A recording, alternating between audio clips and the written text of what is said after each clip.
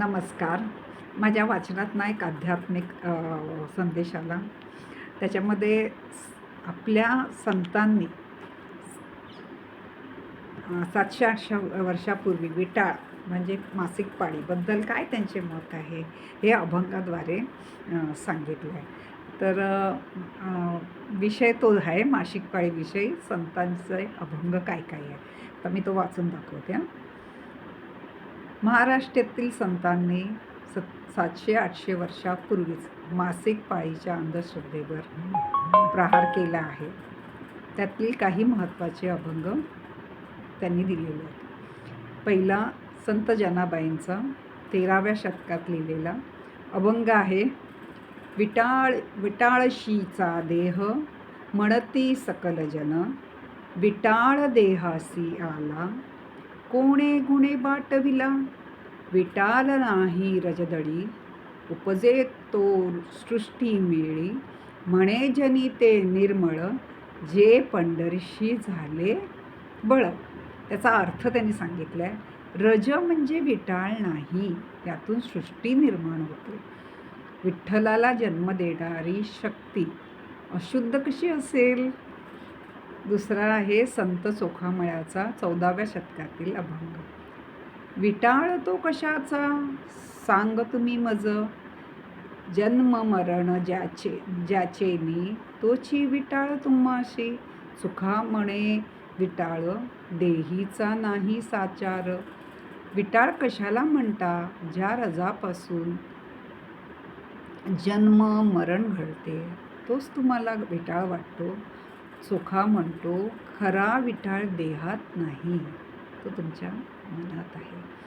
तिसरं आहे संत तुकारामाचं 17व्या शतकातलं अभंग. विटाळ मानती ज्याला तोची पावन देखिला, रजस्वला मातेच्या पोटी जन्मले देव. तुका म्हणे विटाळाचा भेदभाव तो नासला. आता अर्थ त्याचा, ज्याला तुम्ही विटाळ मानता तोच पावन आहे. रजस्वला आईच्या पोटीच देव जन्मले. तुकाराम महाराज म्हणतात विटाळाचा भेदभाव नष्ट झाला. संत एकनाथ चौथा आहे संत एकनाथांचं 16व्या शतकातील. भारुडातली ही ओवी आहे. मासिक धर्माचा विटाळ सांगतो मी सकळ, जेणे सृष्टी चालविली तेची निंद्य तुम्हा झाली. एका जनार्दने खोटा विटाळ जाळूनी. अर्थ, ज्या मासिक धर्माने सृष्टी चालते त्यालाच तुम्ही निंद्य ठरवले. एकनाथ म्हणतात तो खोटा विटाळ जाळून टाका. आता पाचवा संत नामदेव 13वे शतकात लिहिलेला अभंग. विटाळ मानसी बाई सांगे मजला काही, जेणे गर्भ राहे पोटी तेची निंदसी गोठी. नामा म्हणे ऐसी रीत देव न माने विटाळीत. अर्थ सांगितले. बाई विटाळ कशाला मानतेस, ज्या रजाने गर्भ राहतो त्याची निंदा का करतेस. नामदेव म्हणतात देवसुद्धा हा विटाळ मानत नाही. संतांचा समान विचार. सृष्टीचे मूळ मासिक पाळीशिवाय जन्मच नाही, मग ती अशुद्ध कशी. देवही जन्मले, राम कृष्ण विठ्ठल सगळे रजस्वला मातेच्या पोटीच जन्माला आले. विटाळ मनात असतो, खरा विटाळ देहात नाही. भेदभाव करणाऱ्यांच्या मनात असतो. बघा खरंच आहे. आणि म्हणजे आम्ही लहान होतो त्यावेळी तोपर्यंत जरा हे पाळणं वगैरे खूप होतं. पण त्याच्या मागचं जर आपण खरं बघितलं त्यावेळेच्या परिस्थितीत जाऊन म्हणजे परिस्थितीचा विचार करता जर बघितलं त्यावेळेला आत्तासारखे म्हणजे एवढं पॉप्युलेशन नव्हते, एवढी गर्दी नव्हती, एवढी गडबड नव्हती. खूपशा बायका घरातच किंवा आजूबाजूलाच अशी काही सत्संगाला जा वगैरे अशी कामं करायची. आणि त्यांना घरातली विहिरीतली पाणी आण, जात्यावर बस, अशी जड कामंही असायची. तर त्या जड कामातून थोडासा आराम आणि दुसरी गोष्ट म्हणजे स्वच्छता. त्या बाईला आरामाचीही गरज असायची आणि स्वच्छतेची. तेव्हा अशी शौचालयं वगैरे नसायची. तिने कुठे म्हणजे त्या सगळ्या दृष्टिकोनातून तिला असं वेगळं बसून तिला आरामही दिला जायचा. स्वच्छताही राखली जायची. आतासारखे खूप पॅड-बीड हा प्रकार नव्हता. खूप कपडे नव्हते. घरात बायकासुद्धा 1-2 साड्या असेच असायचे. मग ते विटाळलेले कपडे विटाळशीचे कपडेसुद्धा वेगळं ठेवणं वगैरे. त्या दृष्टिकोनातून होतं. आता समाज बदललेला आहे.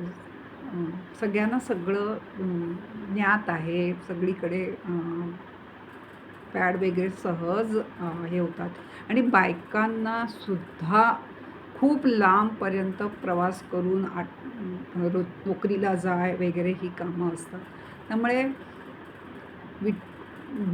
विटाळ म्हणून म्हणजे त्यांना बाकी सगळं कामं करता आणि फक्त देवाकडे जायचं नाही, ही बंदी होती. अरे पण मनातला देव जाईल का? मनातली देवाबद्दलची भक्ती आहे, नामस्मरण आहे, ते जाईल का? मला जी वाचायची समजा एखाद जी सवय आहे, दिवसभरात माझं एवढं उपासना व्हायला पाहिजे, ती मी थांबवेन का जरी मी विटाळ झाली तर?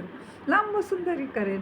पण तो प्रकार पूर्वीच्या ह्याला होता म्हणून आता होऊ शकतो का? आता घरात माणसंही कमी, घरही लहान आहेत. त्यामुळे आणि बाकीच्या सगळ्या म्हणजे पॅड वगैरेच्या सोयी आहेत. बायकांना लांब जावं लागतं. त्यामुळे बाहेर बसणं, विटाळ म्हणून तिला स्पर्श न करणं वगैरे ह्या बंदच झालेल्या गोष्टी आहेत. पण मनातला विटाळ गेला आहे का?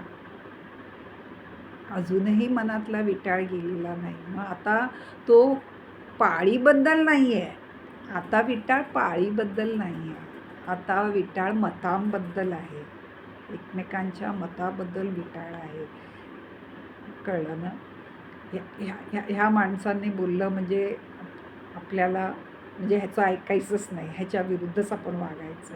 ह्या माणसाला बोलायलाच द्यायचं नाही. हे जे विटाळ आहेत आता पाळीचे विटाळ बंद झालेले आहेत. आता दुसरा कोणतरी संत येईल आणि त्या असल्या मतांच्या विटाळाबद्दल जेव्हा अभंग लिहायला लागतील, तेव्हा मनातील विटाळसुद्धा जाईल का? तेव्हा तरी मनातील विटाळ जाईल का असं आतापर्यंत संतांनी नेहमी मनाची शुद्धीकरण मागितलेले आहे. शरीराच्या शुद्धीकरणापेक्षा तुमच्या मनातले विचार शुद्ध पाहिजे, तुमचं वागणं चांगलं पाहिजे. ह्याकडे संतांनी आपल्याला म्हणजे आपल्याला ह्याचं शिक्षण दिलेलं आहे. पण आपण काही गोष्टी ज्या कुठल्याच पुस्तकात नाही आहेत, उगाचच्या उगाच आपण आपल्या एकमेकांच्या बोलण्यातून किंवा अशा वागण्यातूनच आलेल्या आहेत. आणि पूर्वी यात्रा गाड्या-बिड्या नसायच्या. देवळाला वगैरे जायचं तर आणि देवळं लांब, आपली बहुतेक देवळं ही टेकडीवर, नदी असे लांब असतात, जंगलात वगैरे. तर त्या बायकांना तो त्रास होऊ नये म्हणून हा प्रकार होता की तू बाबा घरात राहा, आराम कर. आणि त्याचा आपण पूर्ण अर्थ बदलून टाकला. आणि असं होता होई तो चांगल्याचं कसं अर्थ बदलून वाईट होतं, तसं ते झालं होतं असं मला वाटतं. आणि आता तर कोणीच पाळत नाही. अगदी गावातल्या ठिकाणीसुद्धा म्हणजे मासिक पाळी आहे म्हणून बाजूला बस वगैरे हा प्रकार नाही. पण मनातील विटाळ मात्र दिवसेंदिवस वाढत चाललं आहे असं मला वाटतं. तुम्ही ह्याबद्दल बघा, आता ह्या पोस्टवर सुद्धा मी जे वाचलं आहे आणि माझं विचार केला ना त्याच्याबद्दल नसणार, पण हे काय घातलं आहे, असं काय घातलं आहे ह्याच्याबद्दल असणार. हा जो मनातला विटाळ आहे तो कधी जाणार? तुम्ही माझं ऐकताय त्याबद्दल मी खूप आभारी आहे.